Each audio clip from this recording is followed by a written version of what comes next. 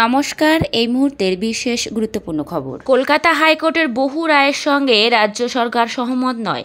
তার উপর অনেক রায় রাজনৈতিক পক্ষপাত দুষ্ট, এমন সব অভিযোগ শোনা যায় মুখ্যমন্ত্রী মমতা বন্দ্যোপাধ্যায় থেকে শুরু করে অভিষেক বন্দ্যোপাধ্যায় এবং তৃণমূল কংগ্রেসের নেতারা।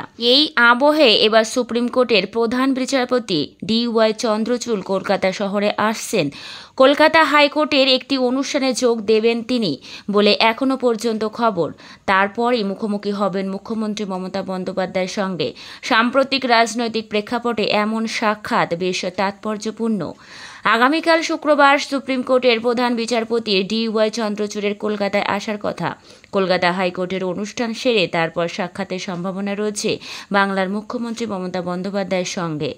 আর তার পরের দিন শনিবার কলকাতার বাইপাসের ধারে এক বেসরকারি হোটেলে দুজনের বৈঠকের সম্ভাবনা আছে বলে সূত্রের খবর।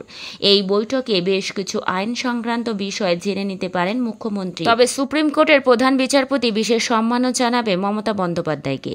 সুপ্রিম কোর্টে রাজ্যের বহু মামলা পড়ে রয়েছে, যার রায় বেরোতে সময় লাগছে, যার জন্য অনুরোধ করতে পারেন মুখ্যমন্ত্রী। তাছাড়া বাংলায় যদি বিচার বিভাগের কিছু করা যায় তা নিয়েও পরামর্শ করতে পারেন মুখ্যমন্ত্রী, যাতে বাংলার গরিব মানুষ আইনি সহায়তা পেতে পারেন। কলকাতায় শনিবার একটি অনুষ্ঠানে সুপ্রিম কোর্টের প্রধান বিচারপতির সঙ্গে যোগ দেবেন মুখ্যমন্ত্রী মমতা বন্দ্যোপাধ্যায়ও। নবান্ন সূত্রের খবর, শনিবার কলকাতায় সুপ্রিম কোর্টের প্রধান বিচারপতির সঙ্গে সাক্ষাৎ হবে মুখ্যমন্ত্রীর। এখন সেখান থেকে কি বেরিয়ে আসে সেটাই দেখার। সুপ্রিম কোর্টের প্রধান বিচারপতি DY চন্দ্রচূড় আগামীকাল শুক্রবার বিকেলে কলকাতায় আসছেন। তারপর বিকেল 5টা নাগাদ প্রবেশ করবেন কলকাতা হাইকোর্টে। গোটা হাইকোর্ট তিনি ঘুরে দেখবেন। তার সঙ্গে থাকবে তাবড় বিচারপতিরা।